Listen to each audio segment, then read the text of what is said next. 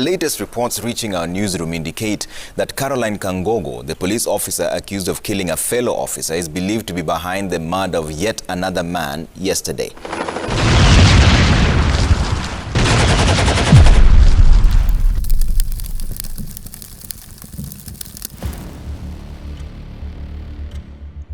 Caroline Jemutai Kangogo was born in 1987 in Kamogich, Elgeyo Marakwet County. Following the completion of her primary education at Nyawa Primary School and her secondary education at St. Alphonsus Mutei Girls High School, Kangogo pursued further studies at Keyo Professional Counselors, where she enrolled in a certificate in basic skills in peer counseling. In August 2008, she joined Kenya Police College in Kiganjo, achieving a first class in shooting range qualification. Subsequently, in 2014, Kangogo returned to the college to undergo a corporal course. During her tenure as a police officer, she served at various locations, including the Police Training College in Mombasa, Kaloleni Police Station, Kenya Police College, Nakuru Central Police Station, and Nakuru Law Courts in the capacity of a court lady. Kangogo's personal life included marriage to a senior police officer stationed at the Maritime Police Unit in Mombasa, and together they had 2 children.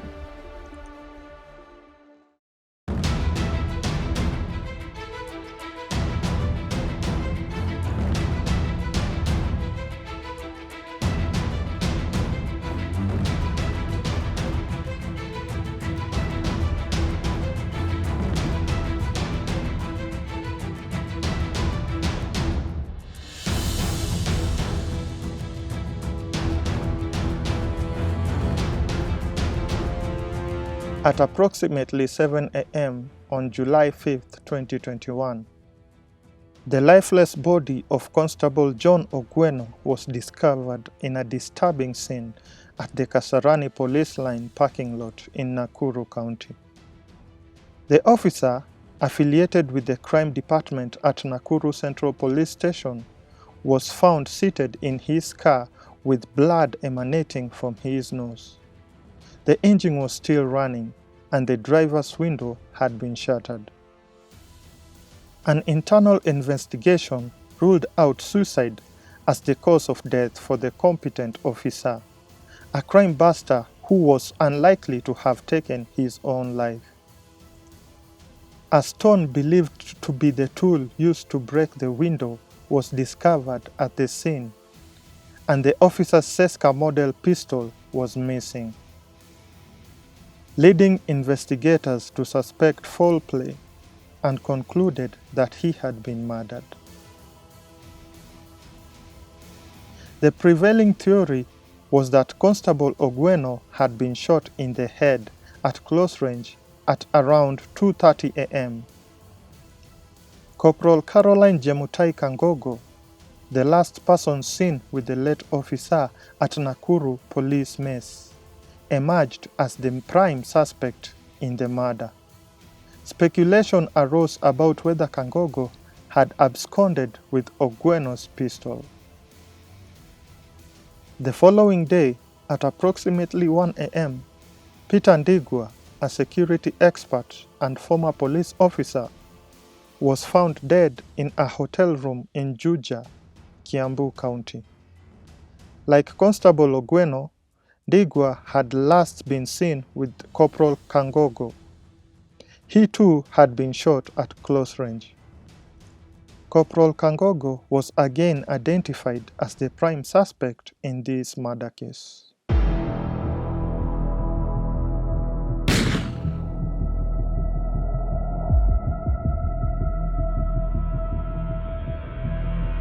In an official statement, the Directorate of Criminal Investigations reported that Kangogo had enticed Ndigwa to a hotel, securing a room and settling the bill at approximately 4 in the evening.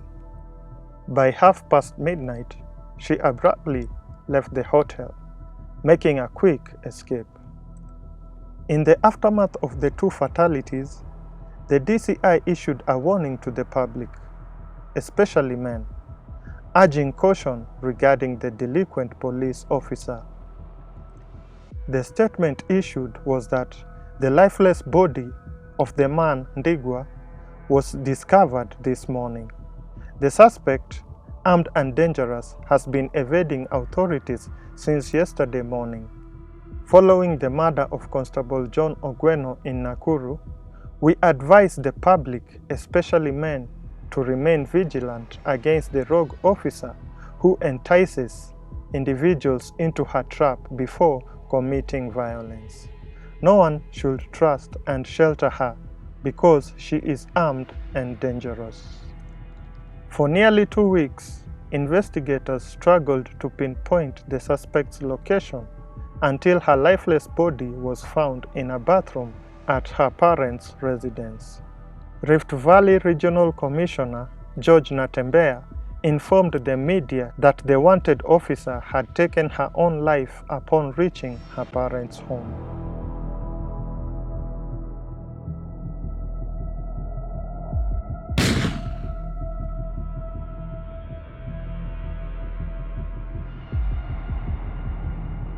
What motivated Kangogo to commit the murders?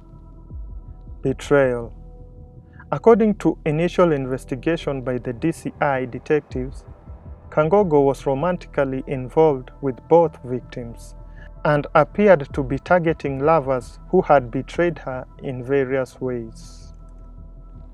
Ogweno, a married man, had a brief extramarital affair with Kangogo, lasting less than a month before his death. Ndigwa, also married, had a more extended romantic involvement with her that spanned several months. A recovered phone contained a comprehensive suicidal message that provided insight into why she killed Peter Ndigwa. However, she did not provide any information about why she murdered her colleague, Ogweno. While expressing remorse for killing Ogweno and seeking forgiveness for her family, she did not display remorse for killing Ndigwa. This suicide note revealed that Ndigwa had deceived her by promising to secure a new car for 2.7 million. Upon discovering that he had conned her, purchasing the car for himself, Kangogo confronted him, demanding a refund. His refusal to reimburse her infuriated her, leading to her decision to murder him. On the night Ndigwa was killed, Kangogo sent threatening texts to 4 men suspected by detectives to be her former or current lovers. Senior Juja DCI officer Richard Maina stated on July 9, 2021, "We suspect that Kangogo may have demanded the money back but was ignored. It is a theory we are pursuing. We have factual leads and we are leaving nothing to chance." Did Kangogo act alone in killing the 2 men? It appears not, as revelation surfaced about a meeting held on the eve of the 2 murders. Kangogo, Ogweno, Ndiwa, and 3 other men convened at a club near Nakuru Police Mess at Dog Section in Section 58.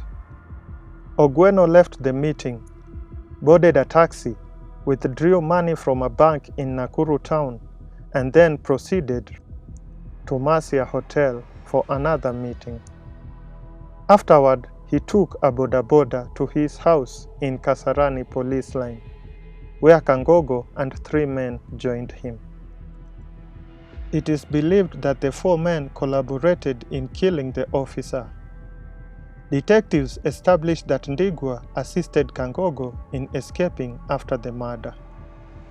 At around 4:30 in the evening, CCTV footage captured Kangogo and Ndigwa entering a hotel, with a receipt found in Ndigwa's pocket, indicating that Kangogo paid for the room.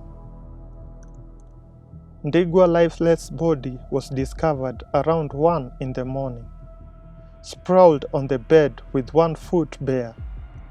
An autopsy revealed that he died from brain bleeding caused by a bullet that entered near the left ear and exited to the right side of his skull. Like the men she murdered, Kangogo also succumbed to a bullet wound to the head, marking the end of the wanted police officer linked to 2 homicides.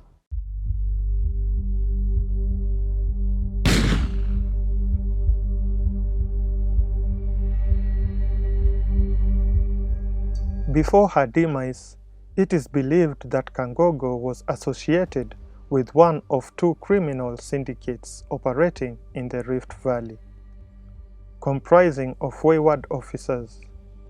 These rogue officers engaged in activities such as robbery, extortion, and providing protection to affluent individuals, businessmen, and politicians in towns within the Rift Valley region, including Nakuru, Eldoret, Kericho, and Kapsabet. Her ability to elude police efforts to capture her was, in part, a result of her experience as a police officer and, in part, influenced by her connections with fellow rogue colleagues within the criminal organization.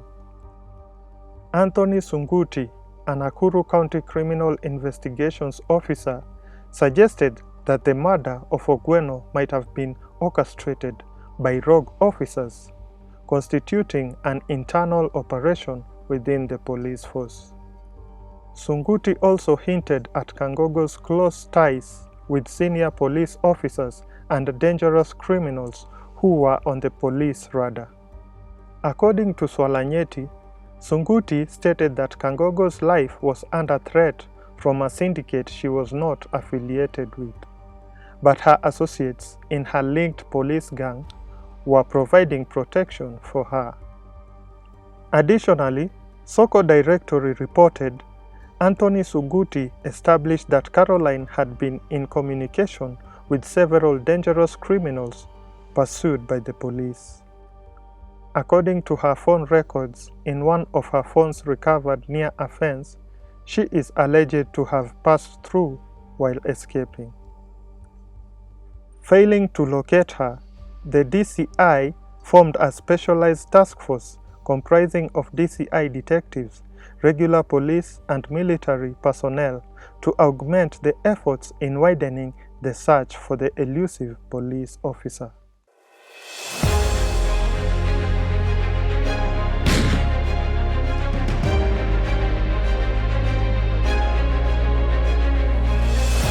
The speculation is that the murders of the 2 men may have been as a result of a deal gone wrong rather than the suggested love triangle involving the female officer and the 2 male officers.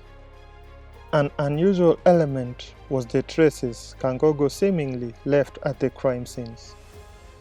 In policing, trace evidence serves to establish connections between the suspects and the victim, the suspect and crime scene, and the victim and crime scene. It provides crucial leads for investigators, aiding in narrowing down the pool of potential suspects. Given Kangogo's background, one would expect her to be cautious and avoid leaving trace evidence linking her to the 2 murders. It is perplexing that Kangogo left trace evidence at the crime scenes. According to Swalanyeti, a DCI officer privately disclosed that Kangogo's door was found unlocked. Her phone was discovered at the scene of Ogweno's death, and a receipt bearing her name was found in Ndigwa's pockets.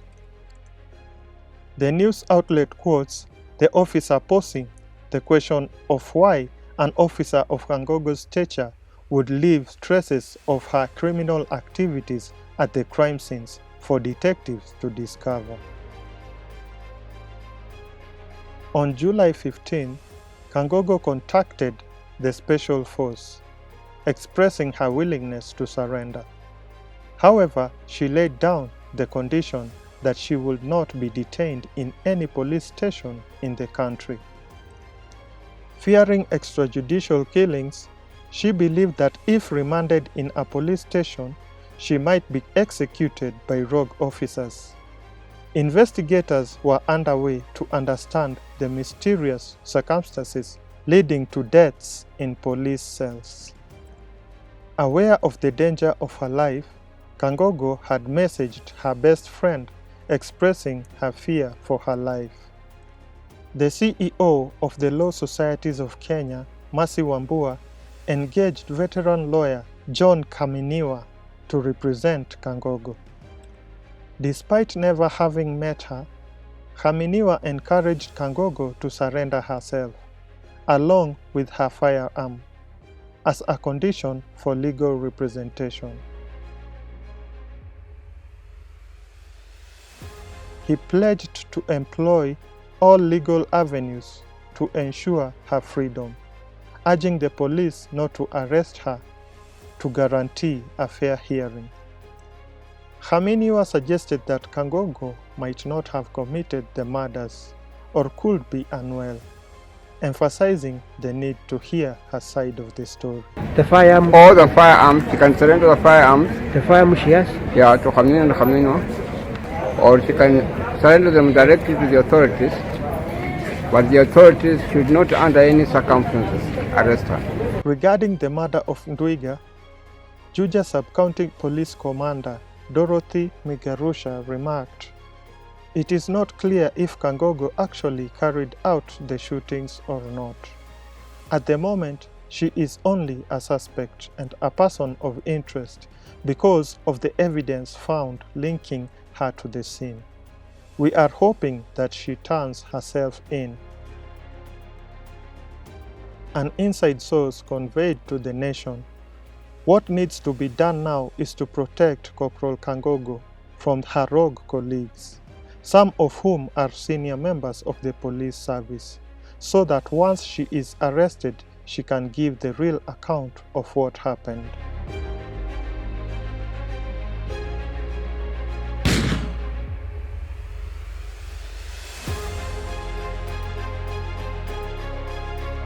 When George Natembeya, the Rift Valley Regional Commissioner, declared that the sought-after officer had taken her own life, a segment of the public remained unconvinced.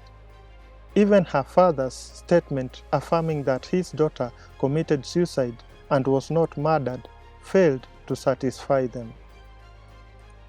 The chief government pathologist, Dr. Johnson Oduor, conducted an autopsy, revealing that the bullet entered through the right chin and exited on the right side of her skull, slightly above the left ear. He emphasized the need for further examination to determine the circumstances of her death, whether it was suicide or murder. Some members of the public, along with experts and detectives, pointed out numerous inconsistencies at the core of the murder scene where Kangogo's lifeless body was discovered. Photos of her deceased body in the bathroom were circulated on social media networking sites, sparking discussions on the credibility of the suicide claim. Speculations arose that Kangogo might have been murdered elsewhere, and her body was subsequently arranged to suggest suicide.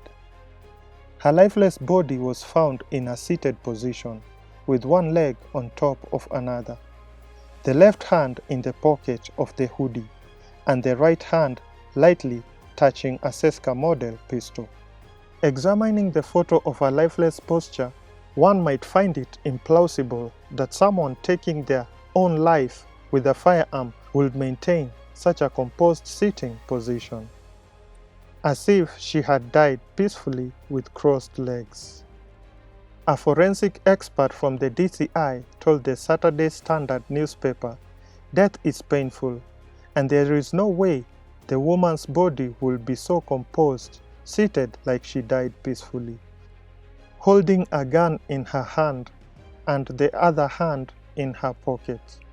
A gun expert highlighted to Mpasho, a news website, an inconsistency in the suicide theory based on the deceased's seated posture. Her posture is a bit suspect. Seska is a relatively powerful pistol, very unlikely that she should still be holding the firearm if she killed herself. Moreover, the specialist told the Saturday Standard the scene would have blood splattered all over since she allegedly shot herself on the chin. But at the scene, blood was seen concentrated in a corner and some traces on the floor. Adding to the unease, her parents' home was heavily guarded. The question arises, how did the police not notice her when she sneaked into her parents' homestead? The bathroom was approximately 40 meters from her parents' house, and the sound of the gunshot should have been heard by her parents and neighbors. Yet, no one reported hearing the sound of the single shot. The pistol she purportedly used, different from the one in Ogweno's possession, was not equipped with a silencer. The mystery remains. How did they not hear the sound? Even more troubling, did the police maintaining vigil at her parents' homestead fail to hear the gunshot sound? Assuming they did not spot her entering her parents' home and accessing the bathroom, an additional inconsistency was highlighted by a Kenyan who tweeted on Twitter, noting that Kangogo was holding the gun with her right hand, while police records indicate she was left-handed. Moreover, will she undertake the journey to her parents' home, eluding police traps, with the sole intention of ending her own life there? Reports indicate that upon arriving at her parents' homestead, around 10 in the evening, she proceeded directly to the bathroom and pulled the trigger, without engaging in any conversation with her family. Lastly, the police recovered one of her phones, a feature phone containing a lengthy suicide note that was saved in the draft folder. The suicide note was allegedly intended for her brother. The question arises, were the short texts fabricated, or did they indeed originate from her? Since her demise, no new revelations have been disclosed to the public. It is reported that another autopsy was to be conducted to determine whether she took her own life or was the victim of foul play. However, no reports on the results has been communicated to the public. Was the second autopsy carried out? The recovered phone, a Kabambe model, was in the possession of the DCI Crime Research and Intelligence Bureau, who were tasked with analyzing the message for its authenticity. What was their conclusion after scrutinizing the message? Is this saga considered closed, with the belief that Kangogo, having committed the two murders and sensing the police closing in, decided to end her own life at her parents' home?